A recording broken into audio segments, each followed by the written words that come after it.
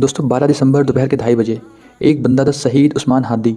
ये वही बंदा था जो 24 हसीना की सरकार गिरी थी, उसमें इसका बहुत ही अहम रोल था। उग्र छात्र नेता था। इसकी 12 तारीख को गोली मार दी जाती है, जिसकी 18 तारीख को सिंगापुर में इसको इलाज के लिए ले जाया जाता है, जहाँ उसकी मृत्यु हो जाती है।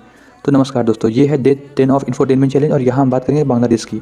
बांग्लादेश क्यों चल रहा है, वहाँ दिक्कतें क्यों हैं, इस समस्या पर हम बात करेंगे। जो पहला रीज़न है कि जो इसकी हादी की हत्या करी गई। दूसरा रीज़न ये है कि वहाँ पर एंटी इंडिया सेंटिमेंट्स बहुत दिनों से एक्टिवेट है। जब से यूनिस की सरकार आई है तब से एंटी इंडिया प्रोटेस्ट हो रहा है, वहाँ पर हिंदुओं की हत्या हो रही है। अभी हमने देखा है कि वहाँ पर एक हिंदू थे दीपू चंद्र दास, उनको कैसे मारा गया, पेड़ से लटका दिया गया, और वहाँ और भी हिंदू के मारा जा रहा है। तीसरा वहाँ पर क्या हो रहा है, वहाँ पर जो मीडिया और प्रेस थी उनको जो हसीना सरकार के समर्थन में प्रेस किया गया, ऑफिस को उनको जला दिया गया और वहाँ के जो एंकर्स थे उनको परेशान किया गया। जैसे एक एग्जाम्पल है डेली स्टार और प्रोटम आओ, ये दो प्रेस थे जिन पर हमला कर दिया गया। जो चौथा वजह है वहाँ की जो पॉलिटिकल इंस्टेबिलिटी है। जब से यूनिस की सरकार बनी है लॉ एंड ऑर्डर पूरी तरह से खस्ता हो चुका है। वहाँ पर सरकार अच्छे से काम नहीं कर रही, पुलिस अच्छे से काम नहीं कर रही। वहाँ पर सिर्फ रिलीजनल फंडामेंटलिज्म चल रहा है, जहाँ पर कट्टरपंथी बहुत पीक पर है। पांचवा मेजर वजह है वो कहीं ना कहीं फरवरी 2026 में वहाँ पर इलेक्शन होना है, और बहुत से ऐसे कट्टरपंथियाँ हैं, पार्टी नहीं चाहती हैं इलेक्शन हो, क्योंकि उनका ऐसे ही काम चल रहा है। इसलिए वो इंस्टेबिलिटी क्रिएट करी जा रही है वहाँ पर। एक जो रीजन आता है कि वो इंडिया से इतना क्यों प्रॉब्लम करते हैं, हिंदुओं को क्यों मारते हैं, इसका जो रीजन है, जो उनको गोली मारा था उस बंदे का नाम था फैसल करीम मसूद। ये बंदा बांग्लादेश से बॉर्डर पार करके, हलवा घाट एक बॉर्डर पड़ता है इंडिया बांग्लादेश के बीच पे, वहाँ पार करके इंडिया में आ गया। तो वहाँ एक ऐसा प्रोपेगेंडा फैलाया जा रहा है कि इंडिया में से हसीना भी कहा जाता है इंडिया में ही है, ये बंदा भी इंडिया में भाग के आ गया।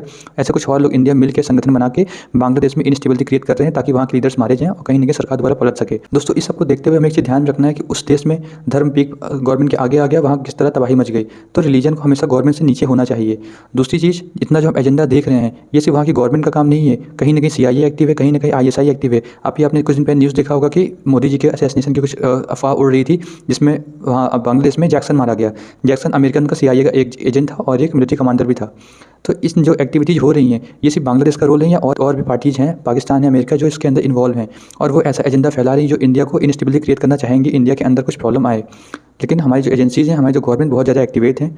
तो गाइज हमें अपने बीच में ऐसी अफवाह नहीं फैलानी चाहिए, हमें थोड़ा इस जो हम वायरल करने से रोकना चाहिए। इससे क्या होता है, देश में एक तरह से हिंसा का उग्र होने का चांसेस होता है, और ऐसा कुछ हुआ तो हमारे पूरे नेशन के लिए अच्छा नहीं रहता है, क्योंकि वो इंस्टेबिलिटी क्रिएट होती है। हमारी इकॉनमी अभी डेवलपिंग में है, और कहीं ना कहीं बात है हमारी एजेंसीज़ की, हमारी एजेंसीज़, हमारी गवर्नमेंट बहुत ज़्यादा इसको एक्टिवेट हैं और वो इसको पूरी तरह हैंडल कर लेंगे। तो हमें आपस में लड़ना झगड़ना नहीं है, सब भाईचारा बना के रखना है, क्योंकि हम इंडिया अपनी डाइवर्सिटी के लिए जाने जाते हैं। बांग्लादेश की जो सिचुएशन है वहाँ रिलीजन फंडामेंटलिज्म हुआ, इसलिए वहाँ ऐसा है। इंडिया एक अलग नेशन है, यहाँ डाइवर्सिटी के साथ लोग रह सकते हैं। तो प्लीज़ आप ऐसी अफवाह को फैलाने से रुकिए थोड़ा, इससे किसी का कोई फ़ायदा नहीं है। हम अपने में प्रॉस्पर्स करेंगे और वो सिचुएशन अपने आप कंट्रोल में आ जाएगी। वो हमें सिर्फ उत्तेजित करना चाहते हैं, हमें होना नहीं है। तो ठीक है, इस मैसेज के साथ अपना व्यू भी आप रख सकते हैं इसके अंदर। तो ठीक है, बाय।